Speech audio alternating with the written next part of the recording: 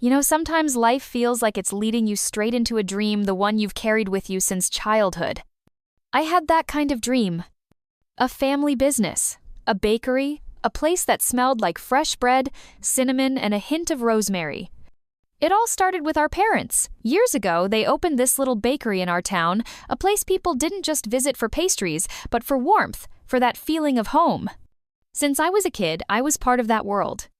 I helped out, learned the ropes, soaked in every detail mixing dough, watching grandmas pick out cookies with their grandkids, breathing in the sweet scent of freshly baked bread filling every corner. It wasn't just a hobby, it was my life, my heart. Every day I walked through those doors feeling like I was part of something real, something meaningful. And right beside me was my sister. She was older, more ambitious, always ready to take charge. From the start, she didn't just want to help, she wanted to lead, to make the decisions, to be in control. Our parents always said, "This business is for both of you." They believed we'd carry it on together, that we'd balance each other, not compete. I won't lie, there were moments I envied her confidence. She could speak up in meetings, negotiate with vendors, handle the business side like she was born for it. Me? I was in love with the craft, the process. Creating new recipes, kneading dough, designing flavors people hadn't tried before. It often felt like we were living in two different worlds. But our parents, they had a way of bringing us back together. I remember how we used to dream together. Late at night, we'd talk about expanding the bakery, opening new locations, joining festivals and food fairs. Every little win felt like a victory for the whole family. To me, that bakery wasn't just a job. It was a living memory of our parents, of their love, their passion, and everything they'd poured into building that space. Sure, we had our differences. I wanted more freedom to create, to experiment. She wanted more structure, more control. But at the heart of it, we shared the same foundation, a belief in the business, in each other, and in something bigger than both of us. Looking back now, I see how deeply connected we all were, not just by shared dreams, but by the love baked into every loaf, every cent, every smile from our regulars. That's how our story began. A family building something beautiful on trust, hard work, and a childhood dream that felt like it would never fade. But like most dreams, that was only the beginning. Sometimes, the cracks don't come with a crash. They start with a soft click. So quiet you barely notice. Until one day, you catch yourself thinking, "Wait, when did I start feeling like a guest in a place I helped build with my own hands?" After Mom passed, things just tilted. Both my sister and I were grieving. But Shesh threw herself into the business. Into control, into structure. Like she had to grab the wheel and steer, fast and hard. At first I thought, okay, maybe this is how she copes. Keeping busy, staying productive. I didn't push back. I baked. I stayed present. I thought we were holding on to this together. But slowly, things started to shift. Her voice took on this tone. You know that tone when someone's not being mean, but every word makes you feel like a kid sitting at the grown-ups' table? She started making decisions alone. Changed the menu. Cut my favorite recipes without even telling me. When I asked why, she shrugged and said, "They don't sell. We need to move in a different direction." Ah, that phrase. Move in a different direction. Such a polished, shiny way to say, you're not part of the future. More and more, I heard things like, "You're just in the kitchen, Peyton. You don't really understand operations. You're too emotional. Business needs logic." And for a while, I believed it. Maybe I really was just in the way. Maybe she was the serious one, the capable one. And I was just the girl who makes muffins?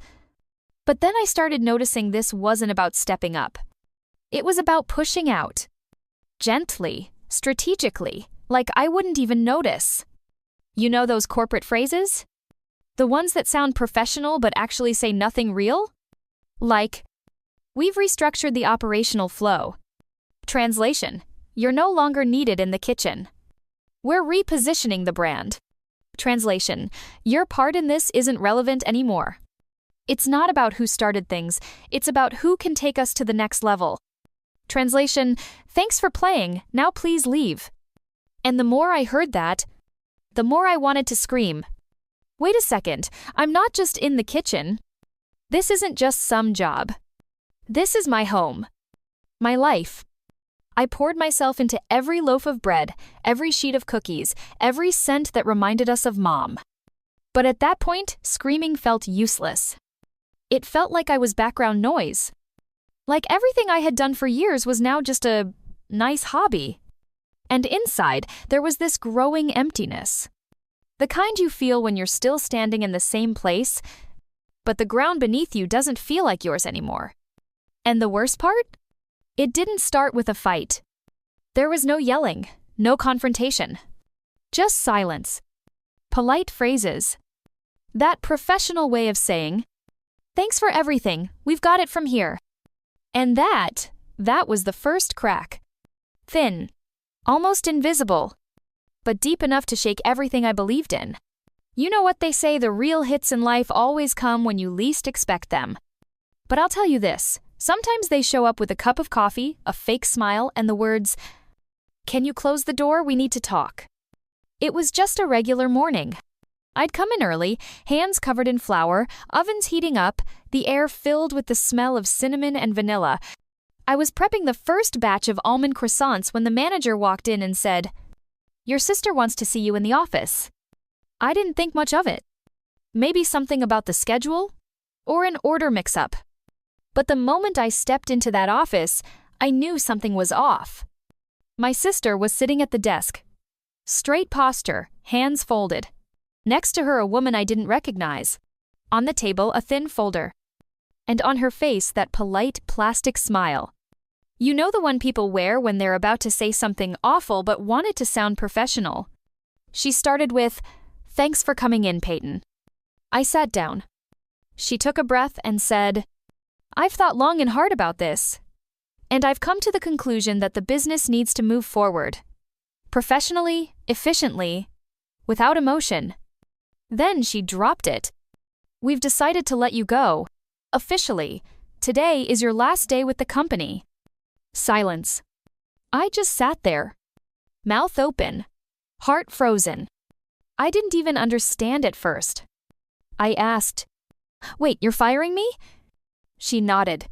Then added, like it was some kind of relief, "This isn't about you, Peyton. It's just business. We need someone with leadership experience, a manager. You're more of a creative. But right now, we need a leader." That's when it hit me, not just the shock, but the betrayal. Not just as a coworker. As a sister. This was the same person I used to mop the floors with after closing. The person I baked with at 4 a.m., yawning and laughing over burnt scones. Sure, we were always different. She was the numbers, I was the hands. But it was our place. Our dream.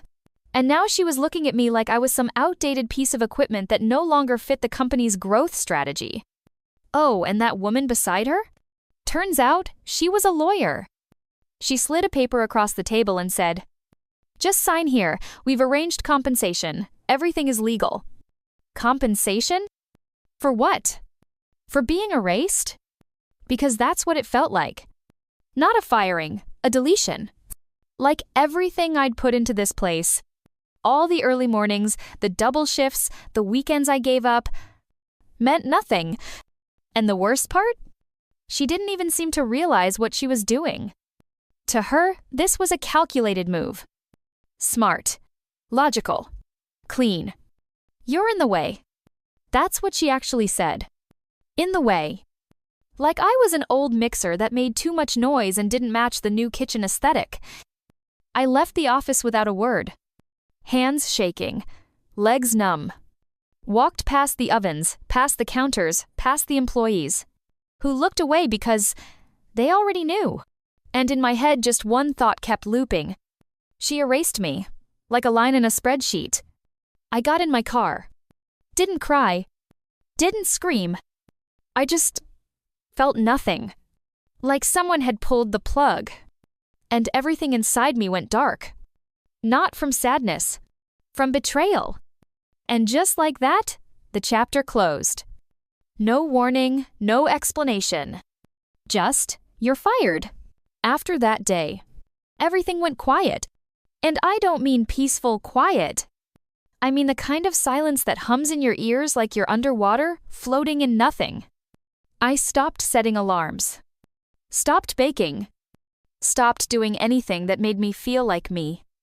I'd wake up at noon, drink microwave coffee because even my kettle felt like too much effort, and just stare out the window of my tiny apartment in North Charleston, watching people with places to go, plans to follow through on. While I drifted, everything felt pointless. Heavy. Like I'd lost more than a job, I'd lost who I was. One night, I couldn't sleep. So I started digging through some old boxes I'd brought with me when I moved out of the house. Boxes I hadn't opened since Mom left for Arizona. Most of it was junk. Old family photos, birthday cards, expired coupons, dusty recipe books. But then I found this one, beat-up cardboard box marked legal. Nothing dramatic, just typed in Mom's handwriting, fading at the edges. Inside were manila folders stuffed with papers. Old tax returns from the 90s. Insurance documents. Property deeds. And tucked between them was one thin blue folder with a label that said, Charleston Artisan Bakery LLC Agreement. At first, I rolled my eyes. Thought, great, more business junk. I was about to toss it aside, but something made me stop. Curiosity, maybe. Or intuition. Either way, I opened it. And then I froze. There it was. Black ink on white paper, slightly yellowed with age. The official operating agreement. Signed, stamped, notarized. And the names? Elizabeth Rayner and Peyton Rayner.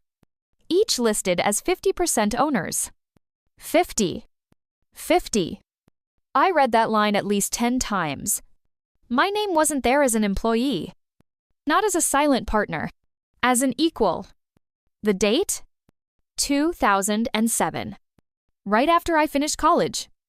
Which meant that while I was busy learning to braid dough and balance trays, Dad had already seen me as more than just the girl at the oven. He saw me as a partner. I kept reading. There was a clause that said, in the event of the departure, death, or incapacity of one member, the remaining member retains equal ownership unless formally dissolved or altered by mutual agreement or court order. Another line stopped me cold. No single owner may unilaterally remove the other without consent or legal ruling. I blinked. Reread. Saturday back on the couch like I'd been hit by a truck. All this time, I thought I'd been fired from a job. Turns out, I'd been pushed out of my own company. This wasn't just betrayal. This was illegal. And suddenly, something shifted. Not anger, not yet. But clarity. Like a fog lifting. For the first time in weeks, I felt awake. I picked up my phone and scrolled through my old contacts until I found the name, Michael Brooks. An old lawyer we'd worked with years ago, back when we were negotiating supplier contracts. Grumpy, sharp as a blade. But he always told it like it was. We met 2 days later in his office above a pizza shop in Mount Pleasant. I brought the folder. He brought reading glasses and black coffee. He didn't say a word for 10 minutes. Just flipped through the pages, nodding slowly. Then he looked up at me and said, Peyton, these aren't just papers. These are a grenade, and your sister's sitting on it. I laughed. For the first time in a while. He wasn't wrong. He went on. You're not an employee. You're a legal co-owner, and by South Carolina law, she had no right to remove you without a formal process or mutual agreement, which clearly didn't happen. And just like that, everything clicked into place. I wasn't helpless. I wasn't erased. I had a voice, a name, a stake. It wasn't just a bakery. It was my bakery, too. And she couldn't just shut the door and pretend I didn't exist. Michael looked at me and asked, So, what do you want to do next? I didn't answer right away. Because the truth was, I didn't know. Not yet. But one thing was clear. This wasn't the end of my story. This was the beginning of a new chapter. So, I had the documents. I had the law on my side. And I had Michael, my grumpy lawyer, practically foaming at the mouth to go after my sister with a legal hammer. But I didn't. Not yet. See the old me? She would have stormed back into that bakery the next morning, slammed the paperwork on the counter, and demanded justice, probably while wearing a flour-stained hoodie and ugly crying in public. But this version of me, she was done reacting. So, I did something unexpected. I waited. I didn't call Liz. Didn't text. Didn't drop by the bakery just to check in. I went completely quiet. And you know what? It drove her nuts.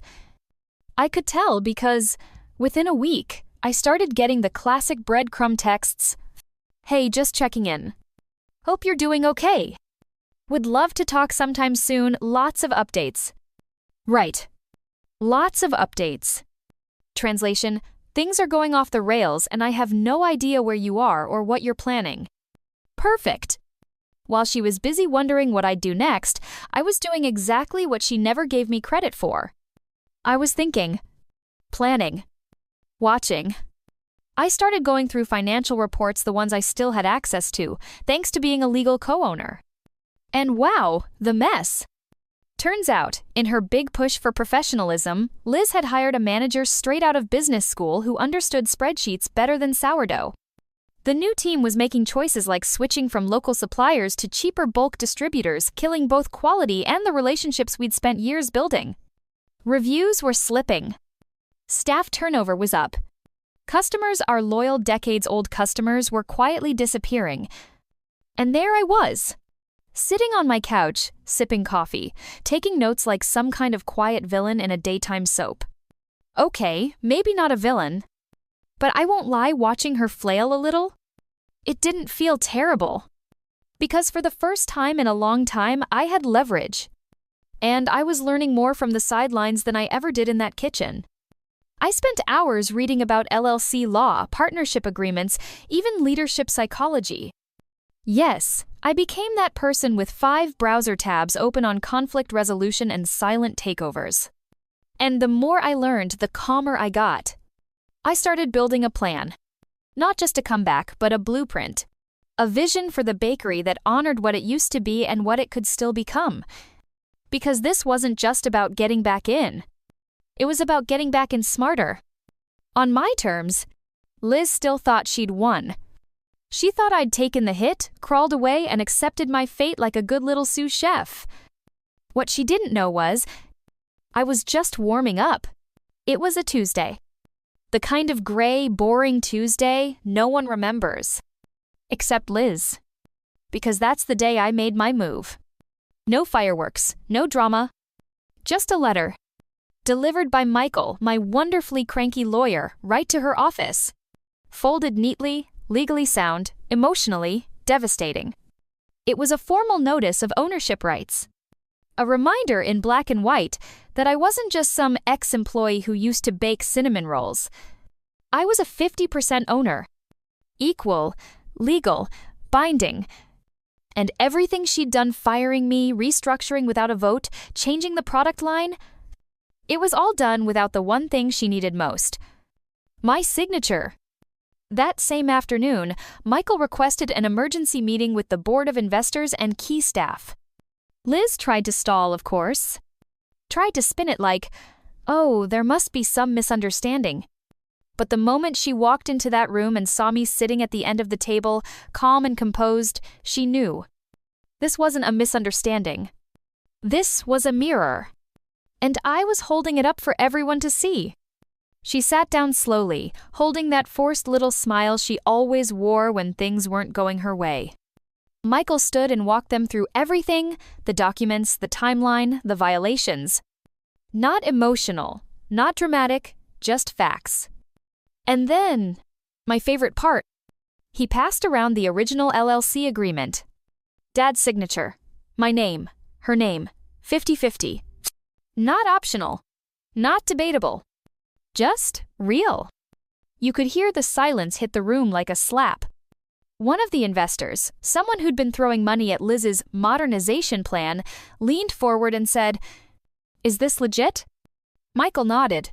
Liz just stared at the folder like it might catch fire. She tried to push back. Well, we thought Peyton had stepped away. She didn't seem interested in... And I cut in, softly. I wasn't uninterested, I was being pushed out. There's a difference. Silence again. And that was it. The illusion cracked. Liz wasn't just dealing with her little sister anymore. She was facing her equal. She tried to regroup, mumble something about what's best for the company, but no one was listening. Because the people in that room had just learned something important. She'd made big decisions behind closed doors, and she didn't even have the right to lock those doors in the first place. So yeah, she had to admit it. Publicly. To the staff. To the board. To me. She didn't say the words, "I was wrong." But her face did. Her silence did. And you know what? I didn't smile. Didn't gloat. Because it wasn't about winning. It was about restoring. About reminding everyone, including her, that I had a place in this story. That I wasn't going anywhere. Coming back wasn't as dramatic as you'd think. There was no slow clap, no applause. No one rolled out a red carpet and said, "Welcome back, Peyton, we missed you." And honestly, I didn't need that. What I needed, what the business needed, was something different. Clarity. Respect. Balance. Because I wasn't coming back as little sister Peyton who bakes when she's in the mood. I was coming back as a co-owner, a leader. Someone who knew the numbers and the recipes. Someone who'd been pushed out and chose to return, not for revenge, but for purpose. And yeah, that changes things. The first few weeks were awkward. People didn't know how to act around me. Some were nervous, others overly friendly, like they were picking sides. And Liz? She was quiet, careful, like she was waiting for me to come in swinging. But I didn't. I didn't need to. Instead of power moves, I made space. Real conversations. Team meetings that didn't feel like interrogations. I started asking questions. What's working for you? What's not? And the answers were eye-opening.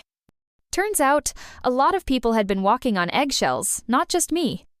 Decisions made without input, pressure to perform, fear of speaking up. It hit me this wasn't just about me and Liz anymore. This was about culture. So I got to work. We started setting new norms. Weekly team check-ins. Open book budgeting. Clear roles and shared wins. We brought in a consultant just to help us build healthier systems. Someone neutral. Someone real. And slowly, things shifted. People started talking more. The kitchen was still busy, still intense, but the air felt lighter. Even Liz started changing. Not overnight, not dramatically. But I saw it in small things, like the way she asked before changing the schedule. The way she actually listened when someone gave feedback. We weren't best friends. We weren't suddenly skipping through the bakery arm in arm like a Hallmark movie.